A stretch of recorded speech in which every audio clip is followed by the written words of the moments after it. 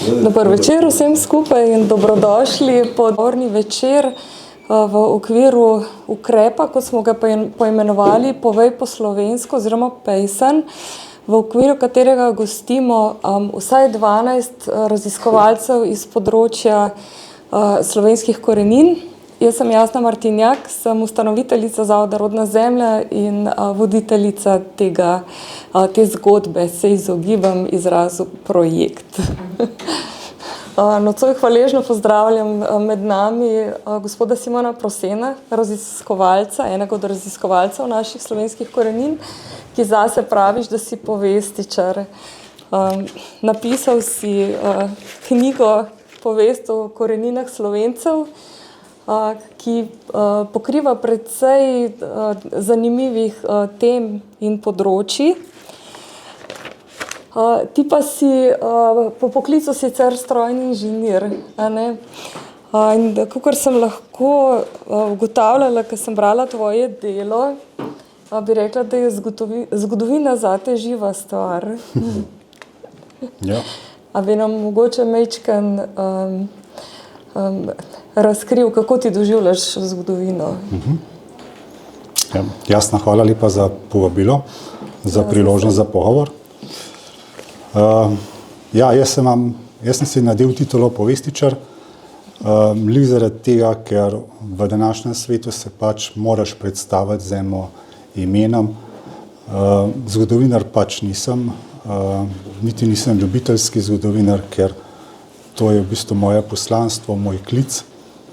Tako je prišla do mene beseda povest, ki je še vedno v slovarju slovenskega knjižnega jezika in pomeni zgodovino, zgodovinopisje. Ampak povest ne pomeni samo zgodovino, ampak pomeni tudi to, kaj mi čutimo tukaj.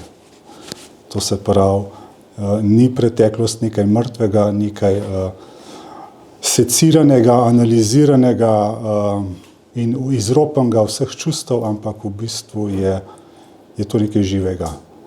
In jaz čutim, da v bistvu preteklost je živa stvar, ker to je v bistvu duhovni zapis, ki je zapisan v biopolju ali akaši ali pa kakorkoli pač to hočemo poimenovati. Ampak to je okrog nas, to mi živimo, vdihavamo, duhamo vsak trenutek in ne moramo čistko odrinati stran pa reči, s tem mi nič nimamo, dajmo skočiti na ta področje. Tako pač to ni. To moraš čutiti. In preko čutenja dobiš še tiste informacije, ki jih v bistvu pisni viri pa arheološke najdbe ne morejo dati.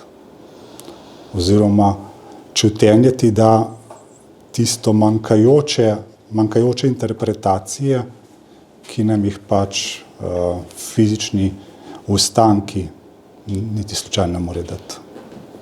Ja, hvala. Pišeš v svoji povesti, da si v času šolanja, da si bolj malo čutil ali pa da je zelo prazno ti zvenelo, a ne? Kdaj se je v tvojem življenju zgodilo to, da si začel bolj brskati, se poglabljati, mogoče kaj je bil sprožilec za te poglobitve? Zdaj, ko nazaj pogledam, vidim, da sem vedno dobro čutil. Ampak problem je ta moja vzgoja, moja naravnanost, ker sem se pač odločil za strojniški poklic in strojništvo je zelo racionalno, je zelo razumsko. In tam pač ni prostora za čutenje. Vse skozi sem zelo močno intuicijo in sem v težave. Po eni strani prihajala intuicija, po drugi strani pa moj strojniški razum, ki ni pustil teh stvari niti upoštevati, niti čutiti. Tako da sem se dolgo leta pobijal s tem, sem v notranji konflikt sam s seboj. Dokler ni pri 40 letih prišla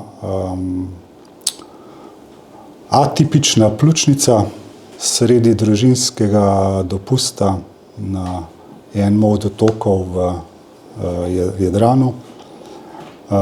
Sred poletja imeti vročino 41 stopinj, brez kakršnekoli vzroka.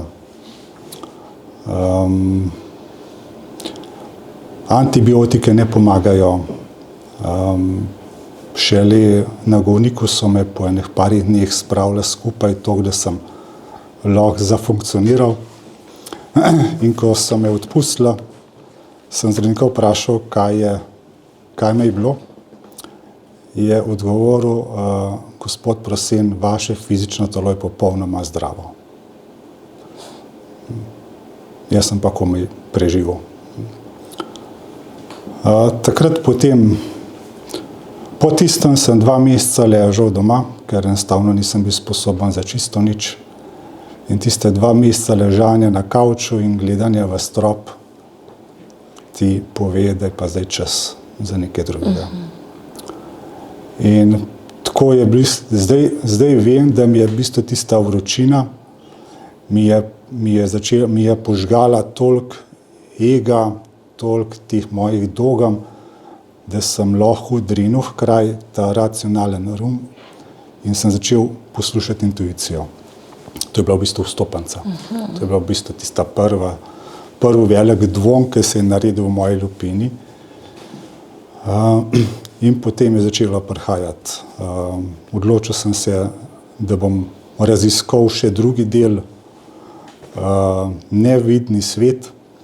Začel sem z jogo, z meditacijo, raznimi tehnikami, ki so potem počasi odpirale čist nov svet, ki mi ni bil tako tuj, kakor sem mislil, da mi bo. Kar dobro sem se znajdel v njem. In po več letih dela na sebi, če se tako izrazim, kakor je popularno, je pa prišlo vprašanje, kdo sem. Zakaj govorimo slovensko, zakaj se nam dogaja to, kar se nam dogaja. In ta vprašanje je bil na začetek zelo nežen, preprost, ampak iz dneva v dan je povečeval vibracijo in ni bilo več možnosti to utišati.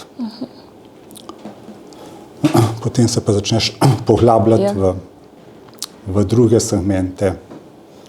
In vidiš, da je v bistvu vse ena priprava, ki te pelje eno svojo pot.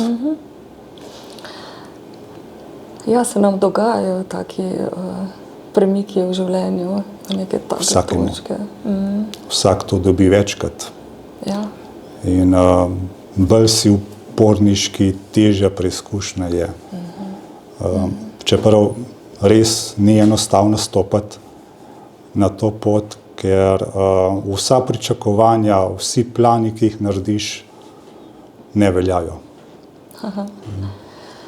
Jaz sem strojnik, jaz sem splaniral vse, kako bo. Nič od tega ne velja. Veš, kaj me zanima, kje je bilo pa prvo gradivo, ki ti je prišlo pod roke na tej poti raziskovalni? Ja, knjiga od Petra Maletija, kar je res, tiste zbornike je napisal, ko je tudi mu intervju z 20 raziskovalci, pa se ne morem spomniti, kar je res je kasneje izdal, ampak prej je bilo pa, ne spomnim. Bomo poiskali. Ta zbornik od Maletija, pa knjiga od Šiškota, to se ne spomnim. Starodavni Slovenci, točno. Hvala. Te dve sta bile prve, tudi prva raziskovalca, s katerim sem se srečal v živo, s katerim sem se pogovarjal, ko ste mi dala prve informacije, prvi uvid, pa se je pa začel. Se je v bistvu gradiva je tukaj ogromno. Ni res to, kar pravijo, da nam manjka informacij. V bistvu je informacij že skoraj preveč. Ja, sem jih hotela reči, da se jih tare. Ko prebiram tole gradivo, ki si ga sestavil, dobim občutek, da si mogoče mogel kar zbirati, kaj dati noter, pa kaj izločiti. In je res bogato pokrit, čeprav je tenek zvezek, a ne? Ja, jaz sem bil tako navdušen nad tem, oziroma tako me je to potegnil, da sem začel tudi organizirati predavanja, podobno kot je tole danes. In sem videl, da v bistvu vsak raziskovalec dela na enem segmentu, na enem področju. Ali so to pisni viri, ali je to srednji vek, ali je to etnologija. Pač vsak vzame en področje in to dela. Jaz sem pač čutil, da je to treba povezati. Ker se tako dela današnja znanost. Znanost dela samo v eno točko, raziskuje, ne poveže pa te točke med seboj. Zato sem že takrat predlagal pa iskal, kako bi to povezal, oziroma iskal človeka, ki je to že delal, ampak tega človeka ni bilo.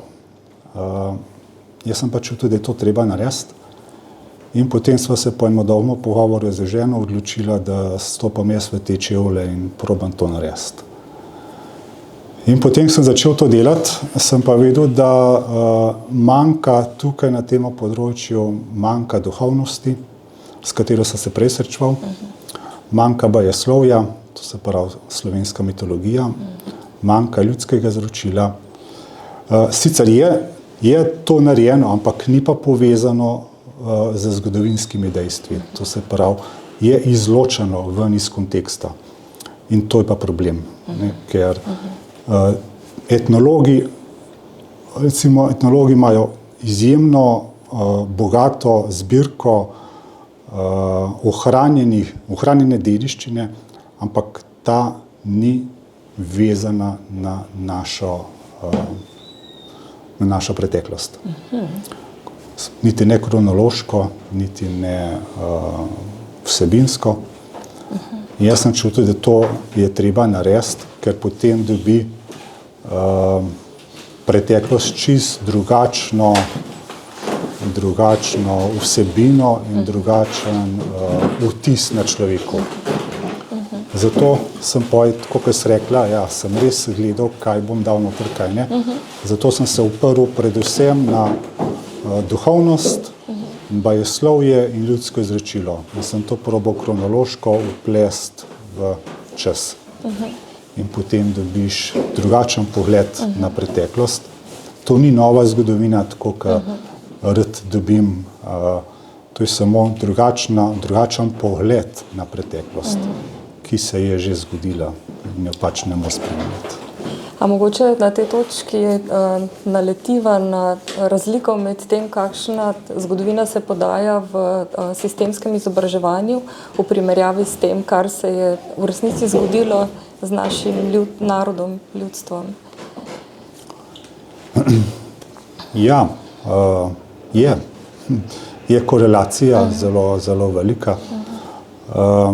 Žal se zgodovina danes poučuje samo tisto, kar je dokazljivo, tako kot znanost raziskuje oziroma potrjuje samo tisto, kar si lahko dokažeš. Ampak to je samo en delček, to je v bistvu zunanji delček, to je v bistvu končni proizvod, ki je zelo majhen. Danes znanstveniki pravijo, da je v vesolju 4% materije, 4% trde snovi. Vse ostalo je prazen prostor, je vrtenje, je magnetizem, so silnice. To se pravi, na to, kar mi lahko dokažemo, je kapljica v morju napram vsem ostalim, kar je okrog nas. V šoli v bistvu samo prodajajo suhoparno ustalino nečesa, ki zaradi tega, ker se na to ustalino gleda z racionalnim umom, se pač dobi zelo skopo informacijo oziroma se mi ne moremo povezati, poistovetiti s temi informacijami in pač potem ostane nekje v zraku. Ja, jaz moram reči, da ko prebiram gradiva, tudi tvojega predhodnika, dr. Antona Perdiha, pa tudi potem raziskovalcev, ki sledijo na enem pogovoru, v bistvu ne morem nehati brati. Toliko mi je zanimivo in si predstavljam, da če bi otrokom, mladini ponudili ta gradiva, da bi... Ne moram si predstavljati, kakšen ogenj bi vzplamtel, ob tem, ko bi izvedeli, kaj je recimo v ozadju enega Martina Krpana ali pa Petra Klepca. To so bili potomci Ajdov. Ja. Bajeslovje ali slovenska mitologija. Mitologija je tako pomembna, da imamo Slovenci tudi svoje ime za to. Bajeslovje že samo po sebi pove, kaj je bajeslovje, oziroma kaj mitologija sploh dela. Bajeslovje izhaja iz korena bajati, stara slovenska beseda, in ta bajati pomeni prerekovati, čarati in pripovedovati. In to se pravi, v mitologiji so si pripovedovali, ker pač drugih prenosov informacij ni bilo, potem znali so prerokovati in znali so čarati. In pozabljamo na to, da mitologija je zapis, ki potuje s človekom že od pradavnine. V bistvu, odkar je človek tukaj začel fizično živeti na tem planetu, se je pojavila mitologija. Se pravi, prve pripovedke so bile, kako so se ljudje pripovedovali, kaj so doživljali v svoji preteklosti, kako so se učili, in v bistvu to potuje s človekom tisoče, milijone let. Tle v bistvu komponenta časa sploh ni več pomembna, ker je brez veze se s tem ukvarjati. In jaz sem nekaj odkril. Naš slovenščina je toliko star jezik, zagotovo eden najstarejših jezikov v Evropi, in v bistvu naš gen, naš telo razume ta jezik. In jaz sem opazil na svojih predavanjih, pri imenu Ajd sem to opazil. Ko sem jaz predaval o Ajdih, so ljudje utrpnili. Dobesedno sem videl spremembo. Samodejno so padla v eno stanje, lahko rečemo tudi spremenjeno stanje zavesti, in so podoživljali to. Ne vedi, ne rabiš nobenega znanja, ampak čutiš to. To je pa zato, ker se v bistvu prenaša toliko časa z nami. Moraš pa povedati jasno, kaj so bili Ajdi. To niso nobena vilinska bitja, nobeno ljudstvo, ki je izginilo nenadoma, tako kot se v zgodovini večkrat dogaja. Nihče ne pride iz nič in nihče se ne izgine v nič. Vse se samo pretvarja. Ali se pretvori ime, ali se pretvori način življenja, ali se zamenja kultura, jezik. Ljudje vlečemo niti stalno iz tega. In naši predniki so svojim prednikom, ki so živeli že v kameni dobi, bakreni, bronasti dobi, so jim rekli, da so bili Ajdi. In s tem se začne. Sem se spomnila zdajle, ko si govoril o starosti jezika pa o njegovih lastnostih. Sama se v zadnjem času precej posvečam narečjem in sem vsa presenečena, ne samo ugotovila, ampak doživela, da v svojem telesu čutim vpliv narečja. Sploh ne vem, kako bi se točno izrazila, kada se celice odzivajo narečni jezik. Ja. In to je bilo najprej z razjanščino. Sem to doživela, potem pa še z drugimi. Starejša, ko je oblika jezika, jaz pravim, da je zdravilna. Ja, ker v bistvu naše telo jo pogreša. Ja, Ker, moj Bog, lepo.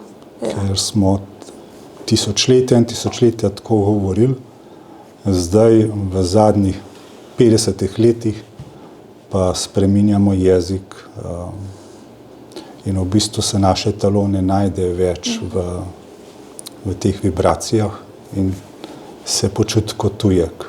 Se v tvojem govoru se da zaznati sledi narečja, ampak a se lahko še večkrat bolj potrudiš? Vem pa, da je težko, če jaz s tabo govorim v običajni slovenščini. Mogoče lahko poveš kaj večkrat bolj narečno. Ja, viš, jaz sem odtle tudi težave. Jaz sem se tudi probal prilagoditi knjižni slovenščini, ker sem mislil, da je tako prav. Ja. Ampak povek sem pa njih preko raziskovanja odkril, da v bistvu naše stare besede, ki jim danes pravijo germanizmi, v bistvu so res germanizmi, ja, ampak to so stare slovenske besede, ki jih je nemščina potegnila v svoj jezik. Nismo mi dobili od njih. Kako sem že slišala, da jim rečejo pobegle? Pobegle besede, ja. Ravno danes smo imeli s kolegom Rudolfom en pogovor, ki je tudi iz močnejšega narečnega, iz področja, ki je močnejše narečno, in je uporabil besedo beg. Jaz sem pa prleške korenine, pa sem vsa ta leta mislila, da prliki rečejo, da beg vrži, da so oni iz nemščine to pobrali. Zdaj sem pa danes ugotavljala, tudi v branju tvoje knjige imaš dosti takih uvidov, bom rekla, da je beseda beg, beg je slovenska, pač pobegnil si beg. In sem ugotovila, da ko Prlek reče beg vrži, da to mora biti ista beseda. Jaz sem pa mislila, da je izveg. A ne? A to pomeni, da je to ena od pobeglih slovenskih besed? Ja.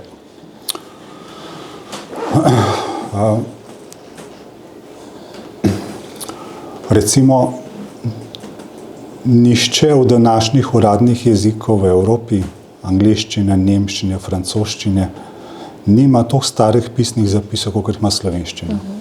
Če sam pri tem začnemo. To je prva stvar.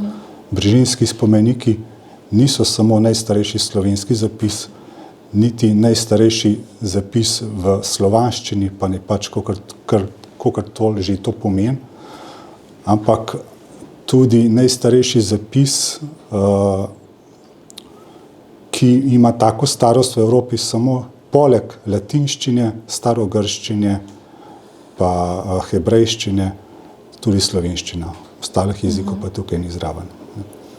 To je prva stvar, to se pravi, kateri jezik je bil bolj razvit, je bila slovenščina. Druga stvar, ki je tudi zelo pomembna, v srednjem veku je veljalo, da so sodili po gensu, to se pravi po narodnosti. To se pravi, če je bil Kranjc obsojen nečesa na Bavarskem, mu je bavarski sodnik sodil po kranjskem oziroma karantanskem pravu, ne po bavarskem. Isto je veljalo za celo Evropo, za celo sveto Rimsko cesarstvo. Zdaj pa povej, kako so sodniki, ki so bili tujci, poznali slovensko pravo, če to ni bilo zapisano. Zdaj pa prideva do naše stare družbene ureditve. To se pravi, to je zapisano. To se pravi, naš jezik je bil bistveno bolj razvit, bistveno bolj v uporabi, kot je bila pa nemščina. Ker nemščina je na svoji moči šele začela pridobivati v 16. stoletju. Ker smo imeli pa mi že marsikaj. Tako da, potem pa še čez te stare besede se jih da razložiti s slovenščino, medtem ko Nemci germanizme ne morejo razložiti z njihovo nemščino. Ja, to sem pa slišala tudi nedavno, sem nekje prebrala, da Slovenci naše besede razumemo, sploh otroci. Besede, ki so pa poslovenjene tujke, so pa težje razumljive. Ja. Kaj bomo naredili? Naredili smo že, povedali smo. Ja. Napisano je tudi ogromno. Ja. Tako da zdaj se mora vsak posameznik odločiti, kaj bo s tem naredil. A mu je to pomembno ali mu ni? Ja, drži. Pa se mogoče malo dotaknem slovenske družine zdaj, a ne.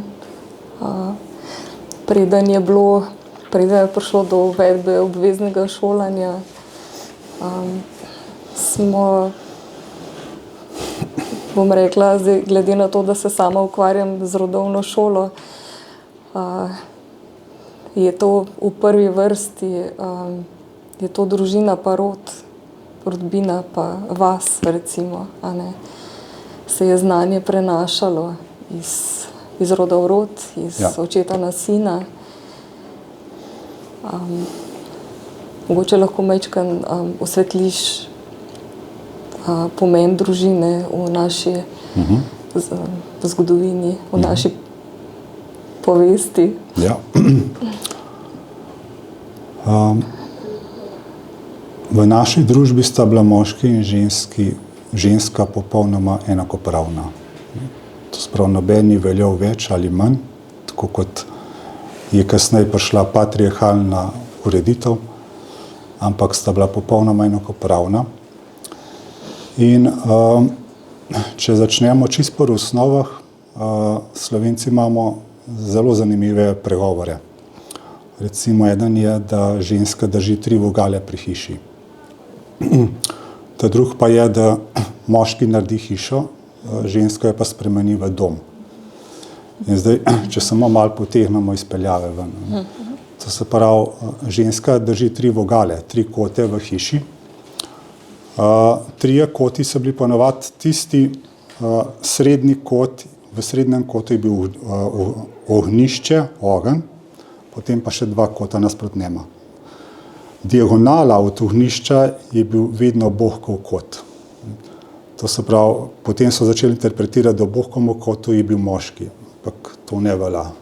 Bog pač nima moškega malika noter. Ampak kje je moški v teh 3 vogalah? Zraven žensko. Ker če je ženska sama, ni močna. Če je moški sam, ravno tako ni močen. Ko pa stojeta skupaj, ko se držeta, sta pa močna. Takrat je družina močna. In če se 2 držeta, ne bo ta padla. Iz korena držati pa nastane beseda država ali dežela. In to zelo lepo pove slovenščina, kje je moč družine. V paru. Če se par drži, je družina močna. Potem ognjišče, ogenj v hiši. Latinska beseda za ognjišče je fokus. In to se pravi, nam pove, kje ima družina svojo pozornost. V ognju. Ogenj v bistvu v fizičnem svetu predstavlja svetlobo, toploto, omogoča pripravo hrane, omogoča taljenje kovin. Ampak bistveno bolj pomembna je pa pomen ognja v subtilnem, v duhovnem svetu, ker ogenj simbolizira strast. Ogenj se vrti in se vzpina. In ko ti imaš pozornost z ognjem, dobiš strast v sebe. Od ognja dobiš strast, ognju pa predaš svoje bolečine, čustva, zapise, ki jih pač ne potrebuješ več. Ki jih imamo vsi. Se s tem nič narobe, jih pač dobimo, ampak imamo pa tudi orodje, da jih oddamo k ognju. In to je slovenska tradicija. Gre. A lahko na tej točki vprašam, nekje v enem od tvojih nastopov že sem zasledila, da si tale rek omenil kot trojstvo, ogenj, rit in kača. Tole me pa prav zanima. Kakšno trojstvo je to?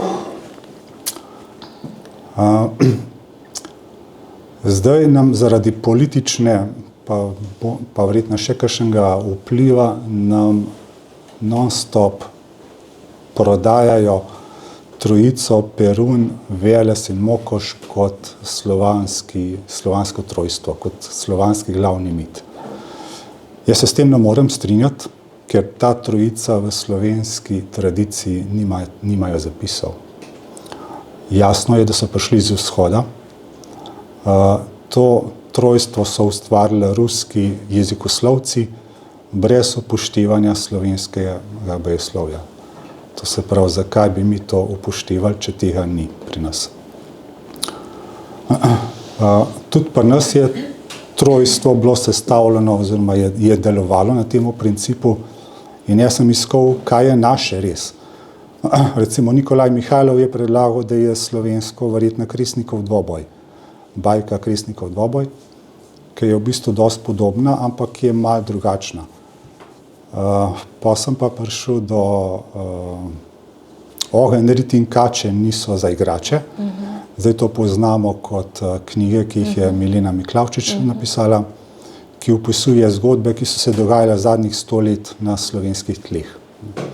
Tukaj je treba povedati to, da v zadnjih 100 letih je slovenska družba doživela dva zelo velika pretresa, prvo in drugo svetovno vojno. In v bistvu družinske norme, etnične norme so se porušile, ker v bistvu so bili ljudje toliko pretreseni zaradi vsega strahov in grozot, ki so se dogajale, da v bistvu etika ni več delovala in so pač se dogajale zlorabe. Ogenj, rit in kače niso za igrače, je v bistvu star slovenski pregovor in pove, kaj je sveto. In v bistvu ogenj je, zdaj pa če primerjamo iz slovanskemu glavnim mitom, ogenj v slovenskem predstavlja Kresnika, v slovanskem predstavlja Peruna. Kača predstavlja pri nas samo kačo, ker pri nas imamo kačarsko izročilo in je to izjemno močno, izjemno globoko. V slovanskem to predstavlja Velesa. Rit predstavlja pri slovanskem Mokoš, pri nas pa rit predstavlja spolnost. In sta v bistvu oba dva zajeta. Ne more biti samo ženska odgovorna za spolnost.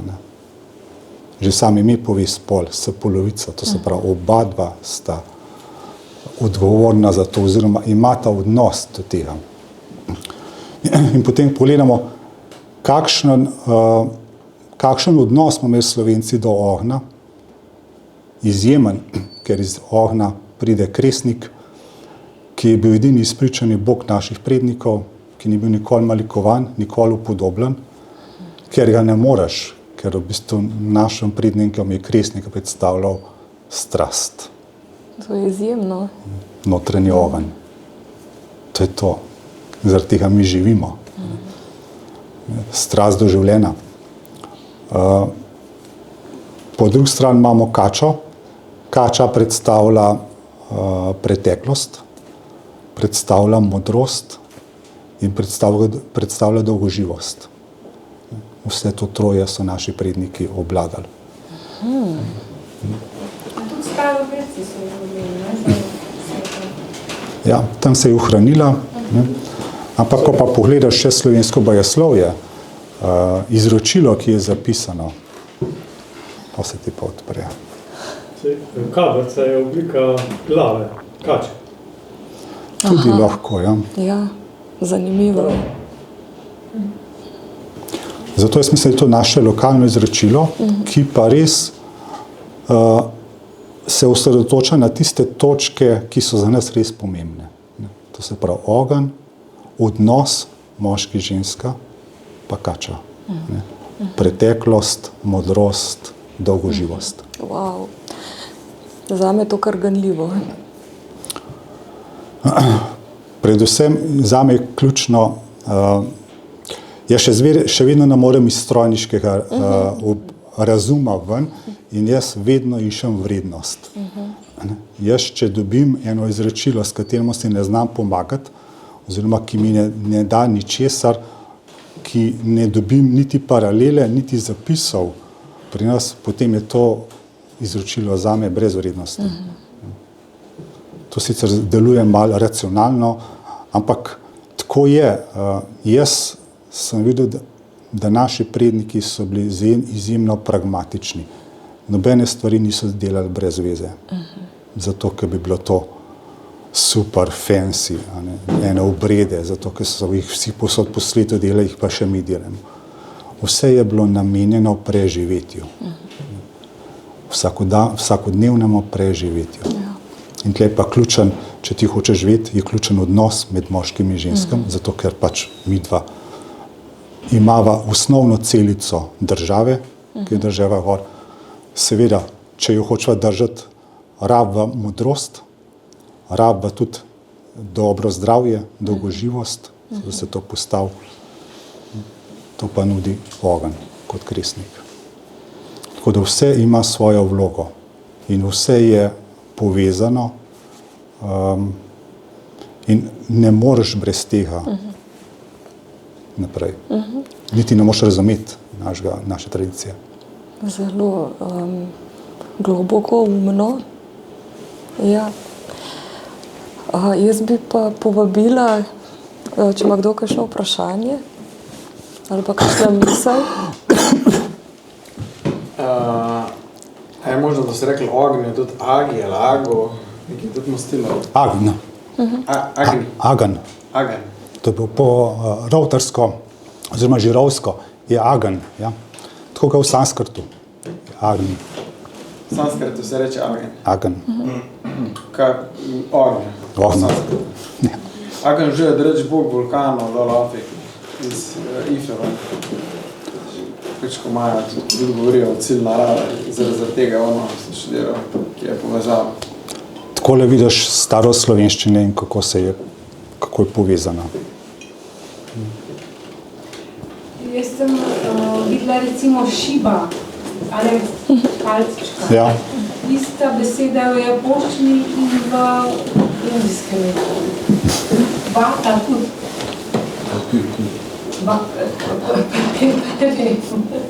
Ampak ja, kako v bistvu isti zlomino vse najdejo. Ja.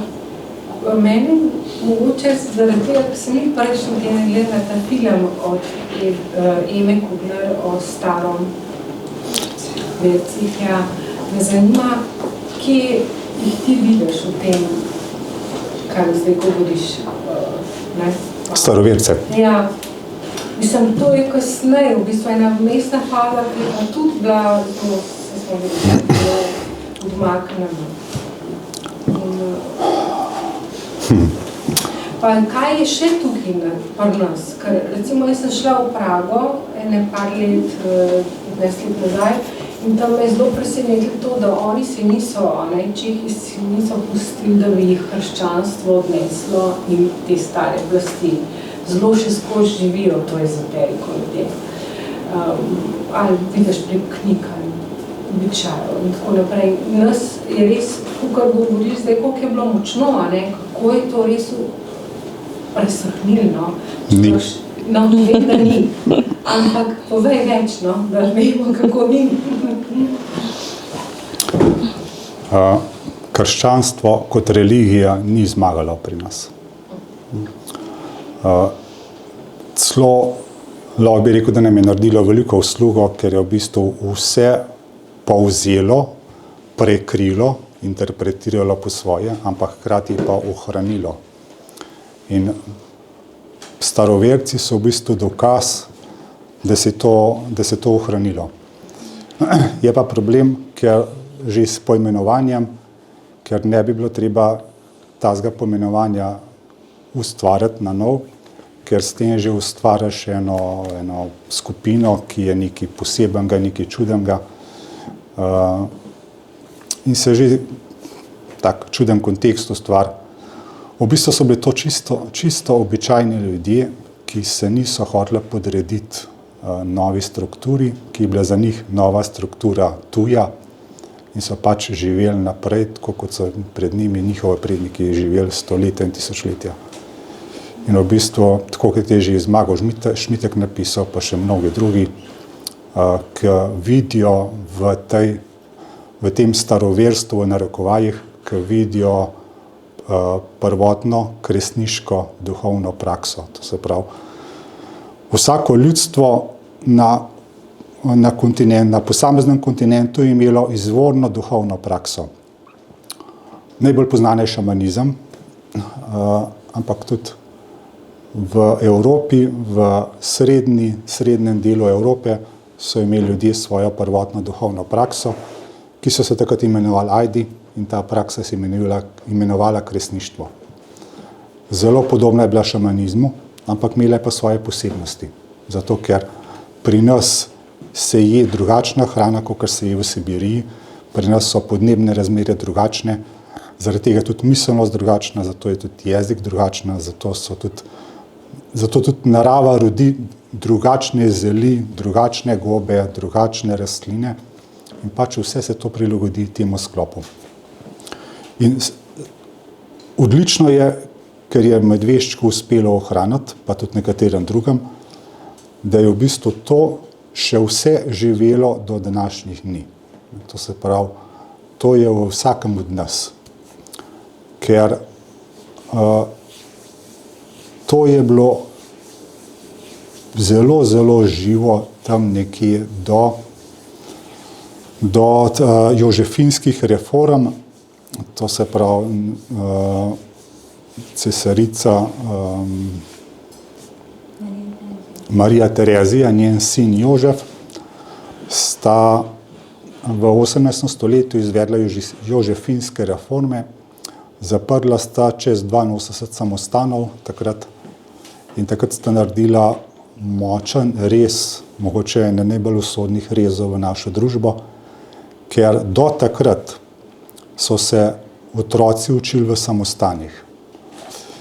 V samostanih so učili slovensko in so učili ljudsko izročilo in slovensko bajeslovje. Ko sta zaprla 80 samostanov, pa če pogledam, koliko jih imamo še danes, je bilo več kot 100 samostanov. To se pravi, ta mreža šol ni bila tako nedolžna, je bila velika in sta vpeljala nemščino v obvezno brezplačno osnovno šolo. To se pravi, ona dva sta pripeljala nekaj drugega tukaj in hkrati so ljudje začeli pozabljati, kaj so imeli. Kmalu za njima je Napoleon prišel, ki je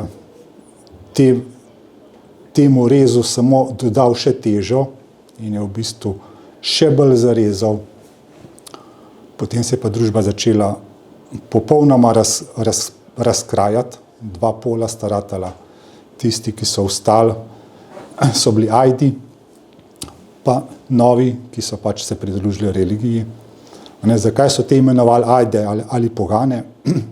Zato, ker ajda kot žitarica oziroma trava se ne pusti gensko spreminjati. Ajda je ajda skozi. Pšenica pa vemo, pšenica je danes samo še ime pšenica. Vse ostalo je že čisto spremenjena. To se pravi, ti ljudje se niso pustili spreminjati in tudi niso služili novim vladarjem. So pač živeli, kakor so pač živeli. Do današnjih dni. Ampak to imamo mi vsi v sebi, ker 200 let nazaj je bilo to pri večini prebivalcev na slovenskem ozemlju. Ja, to je pomemben podatek, da imamo mi to v sebi.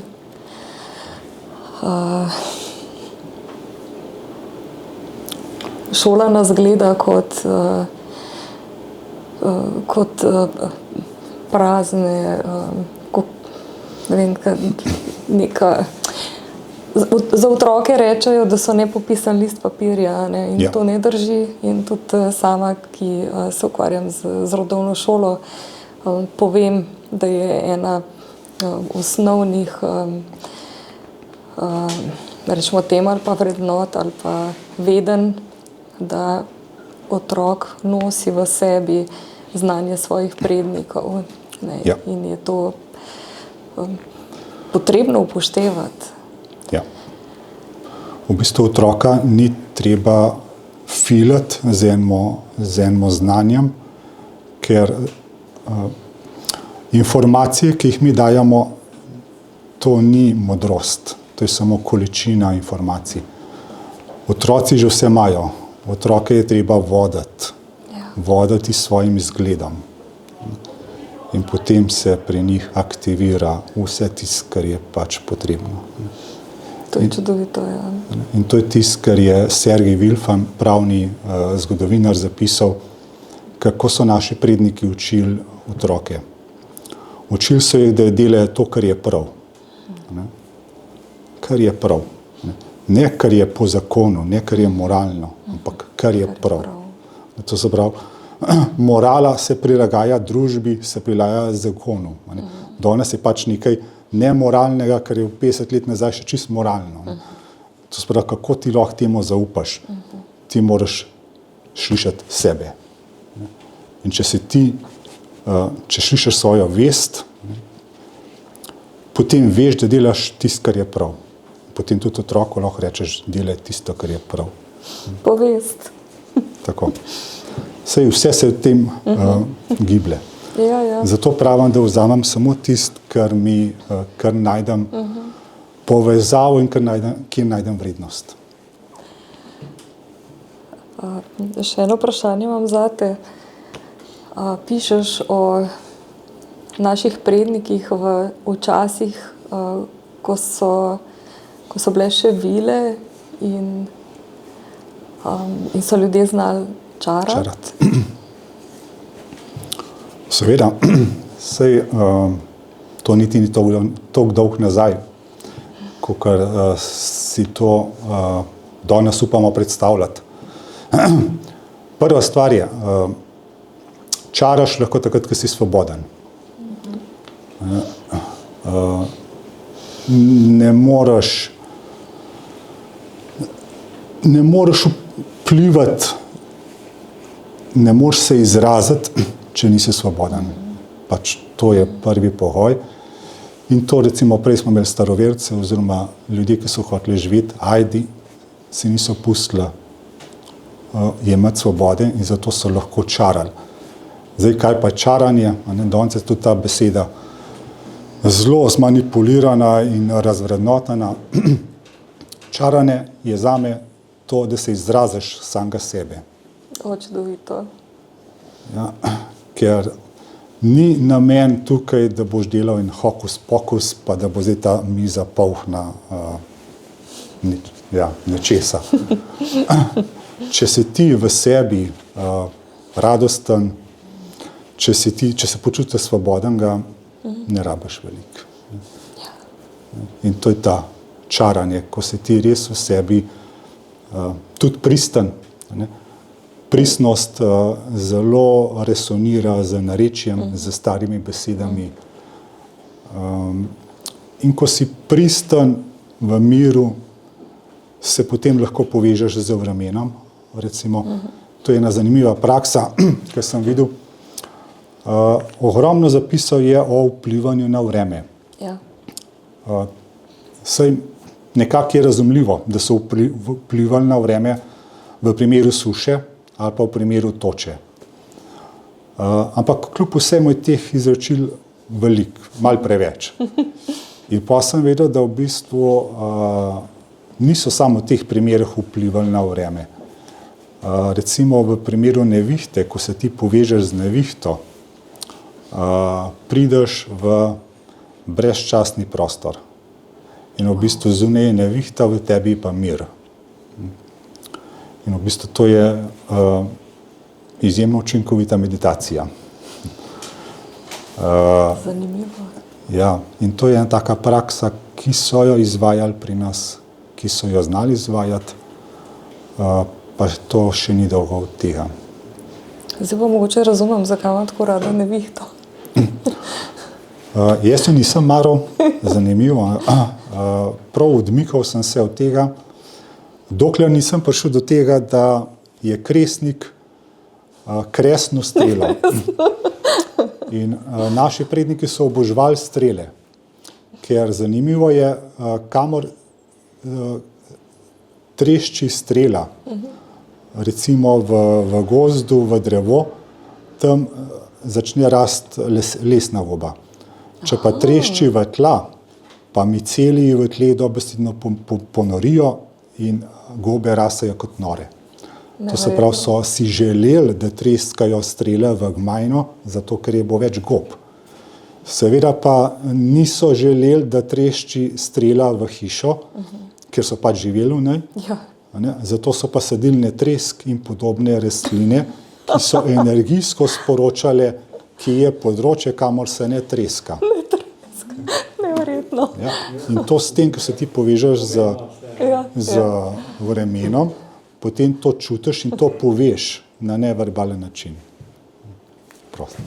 Jaz sem zdaj, ko ste govorili o tem, pomislil, kako je zdaj v družbi naši, recimo, ko se čuti, da je veliko nevihte, in je tudi tak zelo meditativ, mislim, zelo izpolnjujoč občutek, kako lahko se nekaj zelo takega zgodi v družbi, da v bistvu prideš v tisti protipol miru. In pol ste navedali, ste pomislil, in glih zanimivo, ko človeka nekam trešči, glih tisti je ponovadi največji blagoslov. Torej, tam, kjer smo najbolj ranjeni, se pol, ko pozdravimo, izkaže, da je naš največji dar ali pa blagoslov. Ja. Super, ja. Sej tudi, kaj je vreme?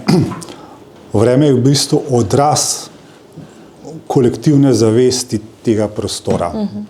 In v bistvu to se more nekje očistiti, nekje se more sprostiti. Ja. In v bistvu nevihta lih to dela, sprošča. Ampak zdaj, če se ti tega bojiš, tudi mi smo, vsak od nas je del te nevihte, ki se noter, ki se čisti, transformira. In pa če se ti s tem povežeš, že sam s tem, da se povežeš, da se ti zavedaš tega, da sodeluješ pri temu, v tebi nastane mir.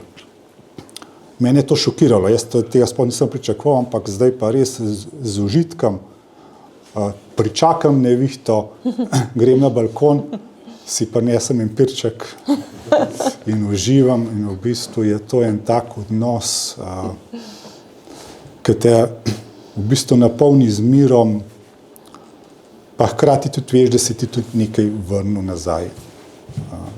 In v bistvu to je ta odnos, to je ta simbioza z naravo. Ni treba narave častiti. Mi rabimo samo živeti. Narava ima svoje procese, ki se odvijajo na nam nepoznan način. Ampak dajmo jih probati priti bližji, se samo povezati z njo in v bistvu dobiš nazaj odgovor oziroma se proces izvrši.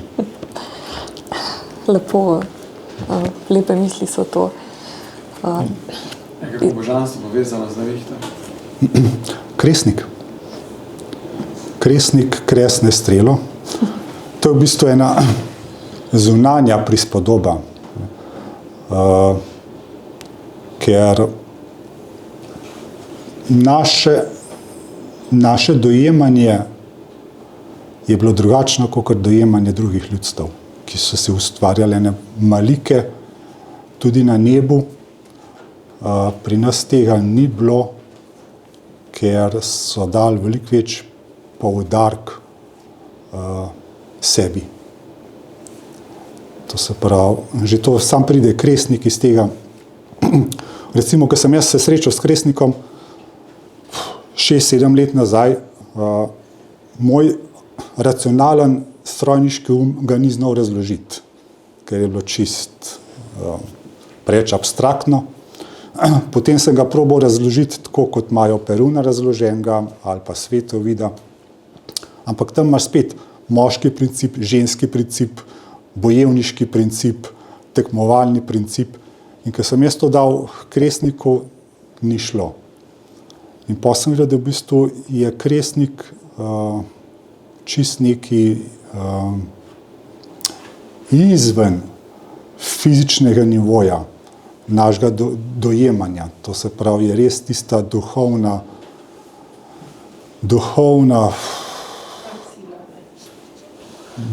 sila, ja, ki se jo v bistvu z našim zavestnim razumom ne znamo razložiti. In v bistvu tujci, ki so hodili in popisovali običaje pri nas, si tudi slučajno niso mogli predstavljati, kaj so jim naši predniki govorili od Kresnika. In zato so potem te abstraktnosti ratale, da je pač Kresnik gor za oblaki in iz tega potem tudi koncept Boga rata, ki je v bistvu ki bi bil en sodnik, čeprav slovenska beseda za Bog govori, da daje. On je radodaren, on samo daje, nič ne sodi. Sodimo mi, ker pač nimamo, ker preveč neznanja in strahu. Ja, ker Prej, da ni možno datirati v bistvu časovno to uradnika sploh. Kaj je to? Zgodba o Kresniku. Aha. Ampak vsem, jaz bi pa kar vsem rada videla. V tej neskončnosti. Ja, kar se časa tiče, smo tako taki temi, da se nimamo nekaj vpred. Tudi merjenje časa to falijo v nedogled. Vse metode možne. Ja, recimo, ko se povežeš z navihto, padeš v brezčasni prostor in veš, da čas. In to je to. Tam je na začetek Kresnika. Če recimo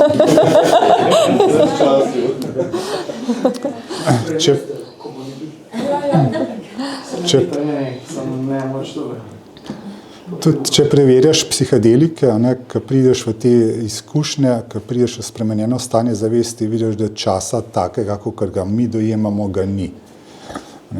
Je pa res, tudi jaz sem hotel nek postaviti in zato sem jaz svojo povest začel po zadnji ledeni dobi. To se pravi približno 12.000 let nazaj, ko je sonce začelo pridobivati na moči in se je začel led topiti oziroma se je hlad umikal in v bistvu to zelo simbolizira s Kresnikom, kot sončna moč se ojača in s tem se tudi strast ojača, začne se življenje, vse začne brsteti. In tukaj sem ga v mestu. Lahko je še bistveno starejši, ampak vse v končni fazi. A ta pregovor tudi pol damo tja? Ja. V bistvu neko res prav. Ja, to je staro tisoče in tisoče let. Ker jaz ga pred Mileno nikoli nisem slišala. jaz tudi ne. Tudi jaz ne. Koga je ona rekla to? Več teorije. Eni pravi, da je to star žirovski pregovor, najdel sem pa tudi zapis, da je to star slovenski pregovor. Se jih je ogromno. Jaz sem pa začel brskati ogrom, mi jih poznamo 10-20 standardni, vse ostale pa pozabljeno, tako da tega je še ogromno. Ker smo pozabili vmes in zdaj čakamo, da se bo odkrilo. Jaz bi vas za trenutek pozornosti prosila, sem zaključila nekako z vprašanji s tabo, Simon. Zdaj boste vi imeli še priliko par vprašanj postaviti. Bi pa prosila, kdor se še ni vpisal, tam pri Simonu na listu, da se vpišete, pa zelo bomo hvaležni kakšnega daru. Tamle v škatli, ker nas nihče ne financira in je to res čisto vse prostovoljno. Pa še povabim vas potem tudi naprej. Ne bomo več v teh prostorih, ampak bomo sporočali, kje bomo. Bojo pa pogovori vsak mesec in vsak mesec bo tudi zanimiv sogovornik, tako kot je Simon. In upam, da bomo eno lepo zgodbo naredili iz tega, kar še mogoče niti ne vemo, kakšna bo. Zdaj pa tako za ene pol ure je še možnosti, da prost pogovor, vprašanja. Jedva je izkušnja povedati, sem iz otroštva, ko sem iz šole šel domov. Sem imel 1 uro daljš do doma, ne. In ko sem prišel že čist blizu doma, tako veliko, na 200 metrov, tako čez gozd sem šel, ne, od soseda proti domu. In je zagrmelo toliko, naenkrat je toliko odceplo, da nisem vedel, ali naj grem domov naprej, ali naj grem nazaj, mislim, soseda, prav tako me je dvignalo. Mislim, ko odenkrat je toliko zagrmelo, pa na zdrav ko si, pa še tako, cesta je bila tako globoča, tako, da se ven nisem toliko sem bil noč, da je bilo stene na vsaki strani, je bilo višje od mene, in ko je to zagrmelo, mislim, toliko tega, da sem se tako prestrašil, da sem mislil jeti nazaj k sosedu, a mislim, ja, nazaj proti sosedu, Blagoslov. Včasih Slovenci nismo rabili sodišč, ki smo vedeli, kaj je prav. Isto so bila sodišča, isto. Invalidi vejo, kaj je prav. So bila sodišča. Ne, isto so bila sodišča, isto. Ampak prav da, ja. Ampak takrat je bilo to bolj na vaškem nivoju župan, pa 12 zapriseženih, tako da so bili, da so imeli število 13, to se pravi, vedno je mogla biti odločitev. In oni so reševali vse v bistvu znotraj vasi.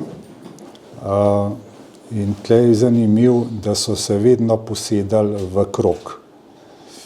To se pravi, v oči so se mogli gledati. Saj ti lahko lažeš, ko ne gledaš nekoga, ampak če te pa postavijo pred dejstvo, oziroma da gledaš v oči, pa je to tvoja ožja skupnost, v katera več ali manj ve, kaj se dogaja, potem pač se to vidi. Ja. Ta je bila društvena tudi, kjer so na Treski sadili okrog bivališč, ne? Ker tudi na Treski pol pa tudi zdravi pesa, Ja. grmenje, pa všesa. Ja, všesa so povezana z ledvicami, ledvice so pa organ miru. Zato všesa bolijo, če se ustrašiš. Ja, če se ga preveč, če je preveč neviht življenjski. Ja. V bistvu otroci, ki imajo ta vnetja majhni, je to znak, da je doma čez prehrupno in preveč dogajanja. Pri nas je bilo pa tako. Prostora svojega miru. Pri nas smo pa ugotovili, da če se je ustrašil nečesa, so ga pa nečesa. Prvo vedno je bila ta povezava. Tam prvi, ko smo šli na Ajdno, tam na Gradišče gor, je bilo to tako prav, je izgledalo nemogoče vreme, da bo tako. Aha. In ko se pelem proti, po te oblake, v to pa pač prvič sem šel v to smer, pač s tem namenom, da gremo tam, ko smo se dobili pol. In ko se pelem, sem tudi, da pač grem s svojim prednikom, grem obiskati in da vreme bo, da ne bo. Nevihte pa ne neč, In res, mi se dobimo od spod, se spakamo, gremo gor, fajn sonce skozi, gremo gor na vrh, pol gremo noter, tam pod streho, vsak vzame svoj malce ven iz rukzaka, začnemo jesti, ko je vlilo, je toliko vlilo, toliko je teklo, tako da zadnje trenutke, pol ko je že nehalo liti, sem vzel telefon, pa sem posnel tiste zadnje, ko je iz streh dol teklo, pa tisti žleplovi leseni, ko je teklo tam pa dol. In pol se je to zlilo, mi smo pojeli in smo spet šli po soncu, po suhem nazaj dol. In ni bilo več vremena, Mislim, vreme je bilo enkratno, To je pa Ajdna. Ja, mislim, res je bilo tak. Mogoče lahko še omeniš tvoje obiskovanja teh krajev, ki jih organiziraš za gledalce. Ja, jaz sem Gorenc, to se sliši, in sem pozoren predvsem na Gorenjsko, oziroma včasih se to rekla Kranjska. In mislim, da je to ena vrste speča princeska, ki spi še vedno. Saj verjetno je tako prav, kot je. Ker mi imamo na Gorenjskem tako svete prostore oziroma svete gore, tako kot ostali del Slovenije pa Evrope. Jaz sem tukaj, nam rekel, da sem odkril, ampak me je v bistvu poklicala. Ena je Ajdna nad Žirovnico, to je v bistvu bolje svetišče kot gradišče, čeprav je tudi gradišče, ampak to je tak prostor, ko ga enkrat obiščeš, nisi več isti, kot si bil, ker gor so zapisi ostali in to vodim kar redno na te mesta, na Ajdno. Drug tak je Storžič. Storžič je sveta gora Kranjcev in pod Storžičem sta dva gradišča, gradišče nad Bašljem pa sveti Lovrenc, pardon. Šele zdaj sta se mi začela odpirati in zdaj vidim v bistvu, kakšno moč ima Storžič. Seveda spet je to duhovna moč, ker Storžič izhaja iz Storža, to je pa v bistvu češarek, češarika oziroma pinalna žleza. In v bistvu tukaj je ta moč. In je pa tako, da nobena stvar se ti ne razodene prvič. Gor sem bil že kar velikat in zdaj se je počasi začela, v bistvu dobesedno Storž začel takole se odpirati. Tretja je Kranj. V Kranju oziroma v neposredni okolici Kranja deluje Karnijski Tročan. Še vedno delujoči Tročan, ki tako kot recimo v Posočju, ampak posebnost tega je, da je v bistvu blizu večjega mesta in ne bi pričakoval, da deluje, ampak je še vedno prisoten in v bistvu še vedno deluje, ima še svojo moč. Zato sem ga tudi poimenoval Karnijski, ker tukaj so živeli Karni, potem smo bili to Kranjci. Kje pa ima točke? Točke so pa v Stražišču je Šotenturm oziroma Stražiški grad ali pa graščina. To je prva točka, zraven je tudi kapela svetega Petra, to je pa zame najmočnejša točka v Sloveniji. Potem druga točka je pa cerkev na vrh Šmarjetne, to se pravi Svete Marjete. Tretja točka je pa v Savi, tam blizu bivšega tekstilndusa. Tako da vse tri točke pa tvorijo, ko jih povežeš, ne tvorijo ravnih črt, ampak tvorijo krivulje in ko pogledaš, se izriše rog. Rog je pa starodaven simbol obilja in moči. In ko rog prebereš vzvratno kot palindrom, dobiš gor. Gorjanci, Gorenjska, gorni ljudje, kot so bili Ajdje. Zanimivo. Spet imaš povezavo s tem. Evo, to se čas reče, da gornik piha. Gornik. Celo? Ja. Jaz sem Kranjčanka, Super. ampak nisem čutila svetosti tam, žal. Meni je bilo to težko mesto. Tako da to sem ful vesela, da obstaja, ampak pa ne vem, v tekstilndu sem moj oče delal 15 let. Jaz tudi. Tržišču se je brat.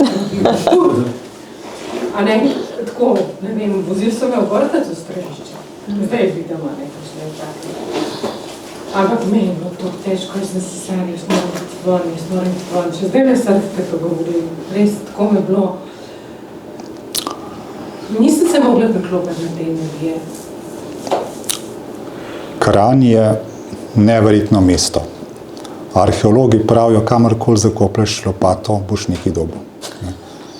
To prav za Kranj velja. Hkrati pa, če pogledaš, ga pa na zgodovinskem zemljevidu skoraj da ni. Ampak to je samo en delček, ker zdaj zadnje arheološke izkopavanja oziroma rečemo poročila arheološka so zdaj prišla ven. kažejo, da je mu Kranj neverjetno število grobov od 60. do 9. stoletja, 5. do 9. stoletje, to se pravi čas zgodnje antike, pa mislim pozne antike, pa zgodnega srednjega veka, ko tukaj naj ne bilo nič, ampak Kranj ima nadpovprečno število grobov in nekateri pravijo, da je to bilo glavno mesto, mislim ne glavno, najpomembnejše mesto Srednje Evrope, nekateri pa so pravijo celotne Evrope. In to, kar jaz zdaj vidim z Karnijskim Tročanom, z Storžičem, ker lih arheologi so začeli s tem, da za prebivalce Kranja je Storžič predstavljal sveto mesto. In zdaj, ko vidim paralele Kranj-Storžič, Ulica je čista, ne? Prešerno ima direktno Storžič. ja, pa grobišče Lajh se veže z gradiščem nad Bašlom. Potem grobišče pri Stražišču se veže z Svetim Lenartom, z Svetim Lovrencem. Te paralele potegneš, to vse paše. In potem vidiš, da Kranj je nekaj. Ja, kam je šla ta svetost, da jo nisem zaznala? Halo. Drugje jo zaznavam. Svetost je še zmeraj tam. No, ali pa nekaj, kaj zdaj? Mi se moramo zbuditi. Vse je tam, vse nas čaka. Mi se je zdelo zelo tako težko, premočno. Recimo, pa sem živela tudi marsikje, med drugim Škofji Loki, Posočju, Kajstrin, ki se ne bala. Pa sem lažje bolj dihala, no. Tle mi je bilo pa res tako prav.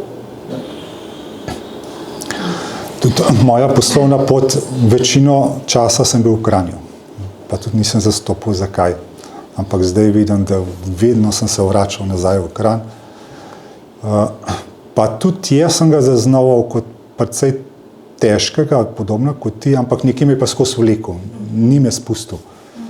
Zdaj, ko pa te točke vidim, pa predvsem, ko vidim Storžič, mislim, da je Storžič tisti ključ, ki odpira. Ja, ampak potem s njegovo pomočjo pa vidiš paralele, vidiš povezave. No pa dajmo zdaj pri temu krasnemu Storžiču tole zaokrožiti. Hvala za vaše sodelovanje.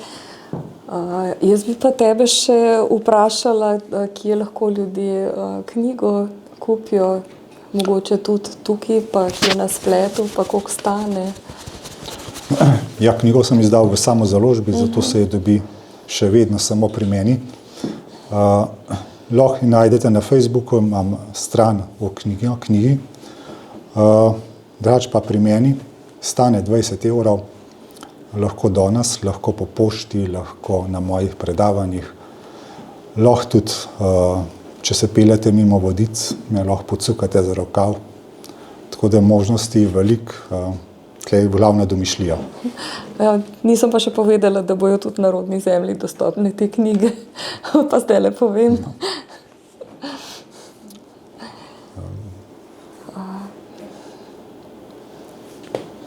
Hvala, da ste pomagali soustvariti ta večer, pa da se še kdaj vidimo. Video bo objavljen na YouTube kanalu Rodne zemlje in vzporedno z videi, s pogovori z raziskovalci se bom tudi sama oglašala v povezavi prav s slovenskim jezikom, ki pa je povezan z zgodbo pri meni, kako sem nehala besedo ful uporabljati. Zdaj že 4 leta ne uporabljam in ena od posledic je to, da tukaj sedimo danes in se pogovarjamo o naših koreninah. Hvala še enkrat. Ja, hvala. Ja.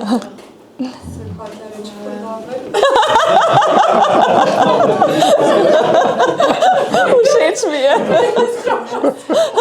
Ker je prišla spontana, ne?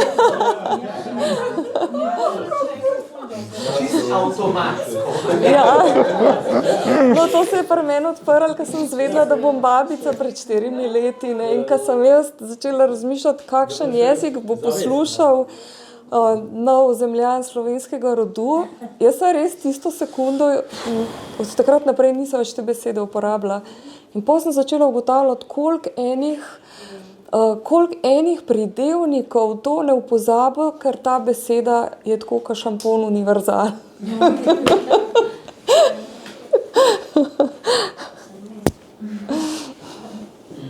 In pa sem zelo vesela, če se vsaj eden takole ove. Ja. Jaz se zanimivo rata takrat, ko se začneš z izrazi zabavati. Ja, ja, ja. Hvala tudi kamermanu, a ne? Kamerman, kakšna je to beseda? Robert tukaj prinesel kamero, pa pomaga, da to pride med ljudi.